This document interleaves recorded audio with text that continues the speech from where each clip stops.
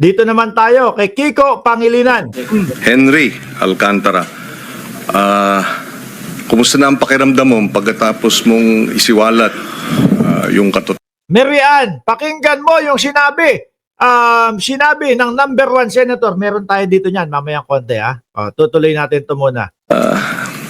Ginoong, bakit Eric ang kapangalan mo riyan? Oo. Henry Alcantara, kumusta na ang pakiramdam mo pagkatapos mong isiwalat yung katotohanan?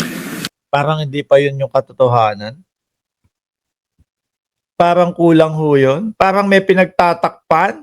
Parang hindi naman po bata yung mga Pilipino para paniwalaan agad-agad yung sinasabi niya. Feeling ko lang ho, may pinagtatakpan mga boss, no? Pwedeng mali ako, pwedeng tama ako. May agam-agam. Takot po. Takot. Pero pakiramdam, gumaan. Takot. Natatakot sabihin yung talagang totoo kung ano talaga. Ano ho? Tingin ko yun eh. Tingin ko may kinatatakutan talaga tong malaking tao. Ba? Kahit paano yung mga dala-dala mong saloobin? Opo. Okay. Sige. Nabanggit mo sa iyong sumpang salaysay no, na si Commissioner Lipana ng Commission on Audit lumapit sa iyo. Kailan yun? Hindi ko po maano yung exact date. Actually po, ang pagbibigay po ng listahan ay 1 year before the susunod pong taon. Yes. Kasi po, papasok po yun. It's either NEP or hindi ko po alam kung sabay kang papasok. Normally po, ganun po, Your Honor. Yes. Kasi sabi, noong 2022, humingi sa akin ng listahan ng mga flood control project. Yes, Your Honor. Paano Actually, yun? Paano? Saan ka pinuntahan? Saan ka pinuntahan para... minsan po sa office, minsan po naman sa Viber po. So, tinext ka at personal kang pinuntahan Yes po. Your noong 2022. Opo. Ito ang nakalagay. Paano niya... Ano sabi niya? Baka pwede pong mabigyan ko siya ng listing Okay. na kailangan po sa iba't ibang lugar na nasa kuwang ko po. Okay. Hindi ka nagtaka kung bakit hinihingi niya yon o alam mong contractor yung misis niya?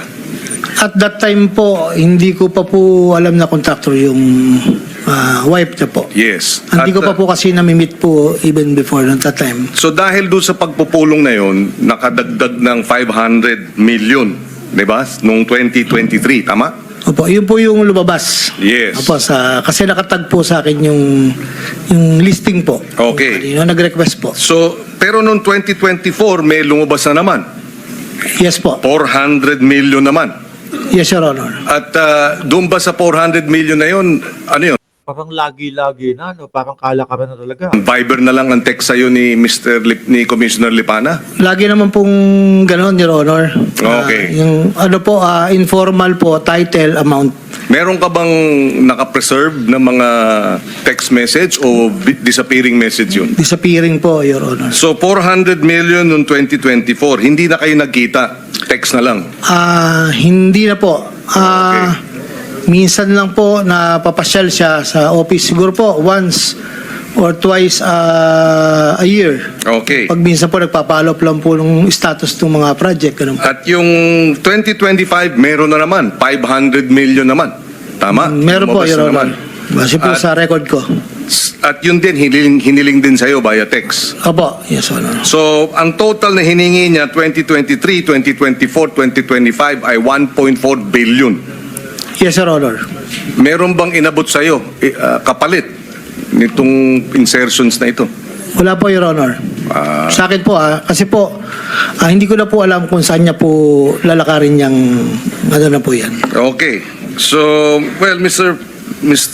Chairman, he was I understand, he was a incumbent. Dali, maisingit ko lang tong sinasabi ni Jackie Capellan. Ano ang plano kay Cheese? Mukhang tahimik. Sana kasama yan ng freeze ng asset. Ang tanong, nasa Pilipinas ba si Cheese ngayon? Nasa Pilipinas si Cheese ngayon?